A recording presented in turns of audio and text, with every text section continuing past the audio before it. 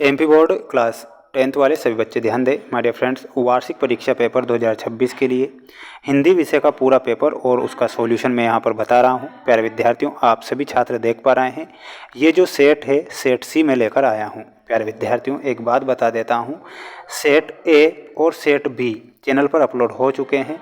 अब मैं आपको सेट सी बता रहा हूँ जो आपकी परीक्षा में आएगा। तो पूरा पेपर देखना है। पेपर देखना आपके ऊपर डिपेंड करता है कि आपने कितनी पढ़ाई की।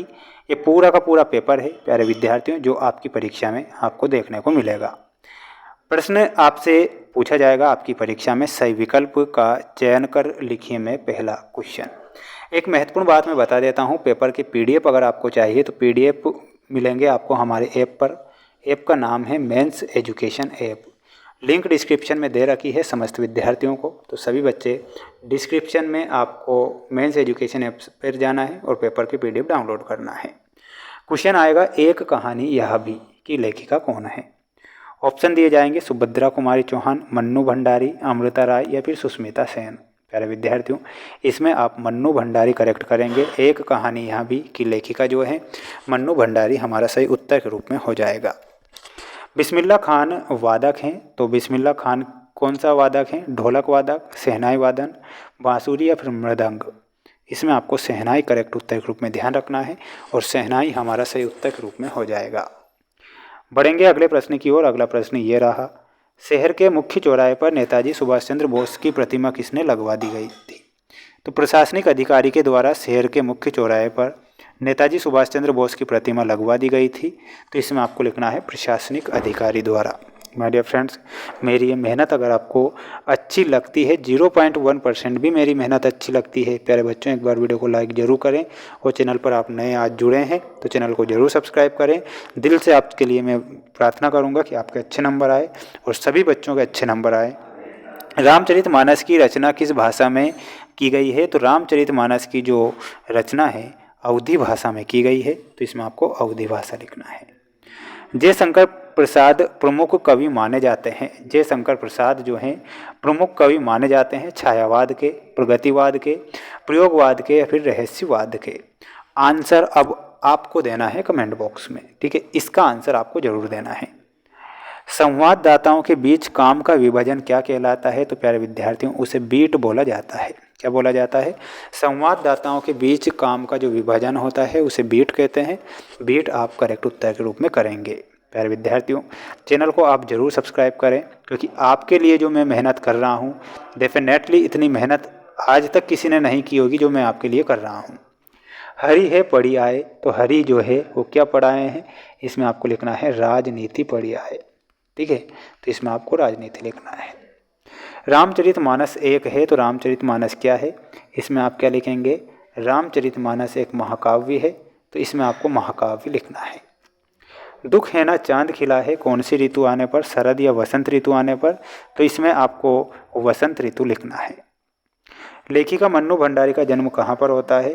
तो लेखिका मन्नू भंडारी का जो जन्म है वो भानपुरा गांव में लेखिका मन्नू भंडारी का जन्म हुआ था। तो इसमें आपको भानपुरा लिखना है। संधि के कितने भेद होते हैं? प्यारे विद्यार्थियों, संधि के 3 भेद होते हैं, स्वर संधि, व्यंजन संधि, विसर्ग संधि। अगला प्रश्न देखिएगा। अगला प्रश्न है, दोहा छंद में कितनी मात्राएं होती है? तो 24 मात्राओं के छंद को दोहा छंद कहते हैं। नेताजी की प्रतिमा की ऊंचाई कितनी थी? तो 2 फुट आपको याद रखना है, ठीक है? अगला प्रश्न देखिएगा। अगला क्वेश्चन ये रहा जिसमें आपको जोड़ी दी गई है। ध्यान से आप जोड़ी को देखें और अच्छे से याद करें। नाच न जाने आंगन टेढ़ा, तो ये क्या है? ये एक लोकोक्ति है, तो लोकोक्ति से आप मिलाएंगे, ठीक है?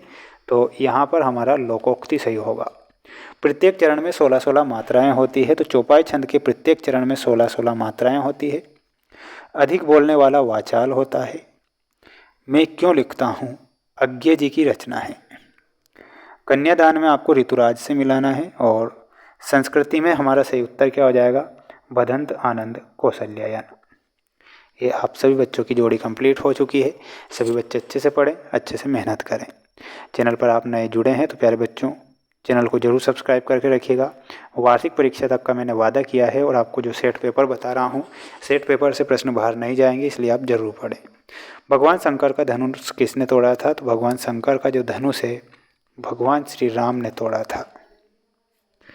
खूब लड़ी मर्दानी वह तो झांसी वाली रानी थी, में कौन सा रस है? तो इसमें आपको लिखना है उत्साह, सॉरी उत्साह तो वीर विस्ताई भाव होगा, वीर रस है ना, वीर रस। कवि निराला ने बादलों की तुलना किससे की है? तो इसमें आपको क्या लिखना है? बच्चे की बाल कल्पना से। क्या लिखना है? बच्चे की बाल कल्पना से। रामचरितमानस का मुख्य छंद क्या है? तो मुख्य छंद हो जाएगा चौपाई। विनय पत्रिका की रचना किस भाषा में हुई है? तो ब्रज भाषा में विनय पत्रिका की रचना होती है। मृदंग क्या है?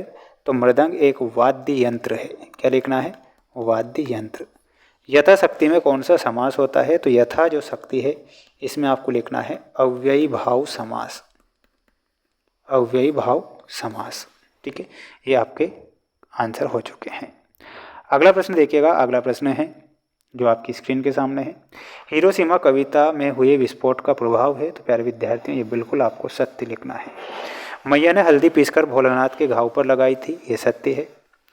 मोशन तिवारी को भोलानाथ ने चुराना शुरू किया था, तो चुराना नहीं हुआ, चिढ़ाना शुरू किया था, ये गलत है।